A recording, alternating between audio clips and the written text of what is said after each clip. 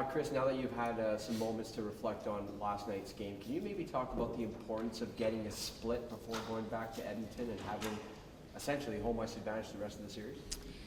It alleviates a lot of pressure. Coming in here and not getting one would have been tough for us to go back to Edmonton, and then it's almost a must-win Game 3. But anytime you go into another building, starting the series, and you get the split, you say it's a success. And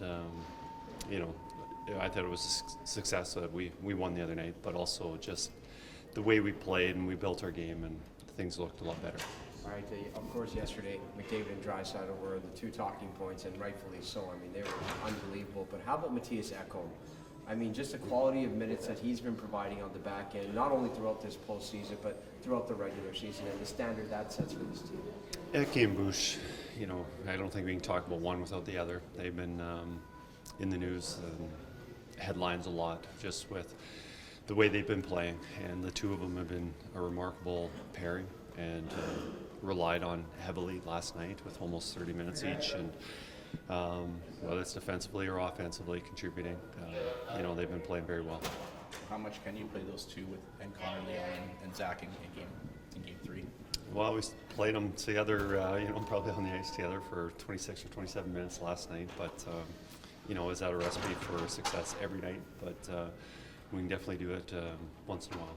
I mean, more in terms of like the sheer volume of minutes. Do you think they can withstand that type of workload for a whole series? I think if you're looking at shorter series and you have a long break like we just had against LA, we could rely on those guys. But I was having the conversation with Eki about longer series, and you might get through the next one after a long series, but then after it finally catches up to the guys. But I think I don't think that's a recipe for success long term. You need it once in a while, and those top players really provided yesterday. Kris, Connor spoke after the game about everybody pulling on the rope in the third period. Granted, your offense came from one line, but you were able to sustain forecheck and puck pressure in their zone through a couple of line changes with the second, third, and fourth lines. Just a thought to maybe they didn't get on the scoreboard, but their contributions as the game wore on as you tilted the ice a little. Definitely the storyline is our number one line. Connor, Leon, Hyman. Definitely that sideline. They played outstanding. But the other three lines played extremely well too. And maybe they didn't get on the score sheet, but I thought they spent a lot of time in the offensive zone. Even our fourth line had a couple of offensive zone face-offs where they sustained some offensive zone pressure. That's important, and it's not only, it is about goals, but it makes it so much easier for the next line to have success when the line before them has offensive zone time and has pressure. It just sets up for the next line and the line after that. So, a lot of credit to the three other lines that maybe didn't score, but they contributed quite a bit the other night.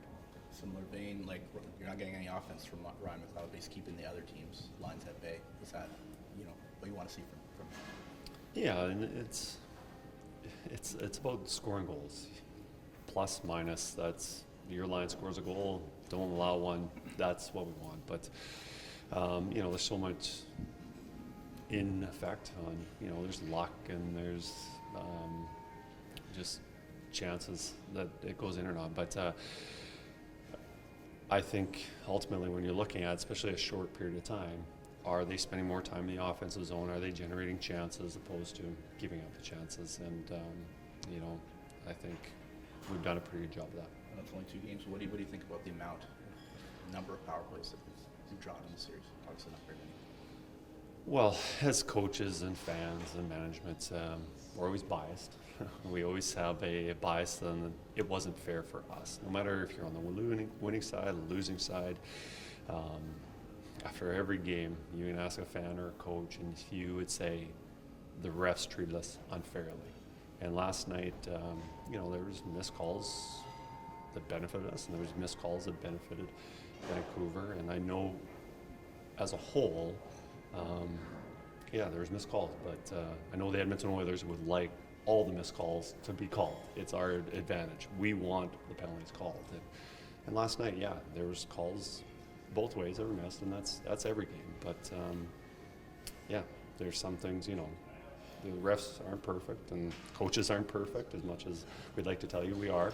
We make mistakes, the players make mistakes, and yeah, we're just trying to play the game the best we can. Is there something that you'd like to see your team do a little bit more in terms of trying to draw more penalties, or do you think the standard is maybe just a little bit tougher to get?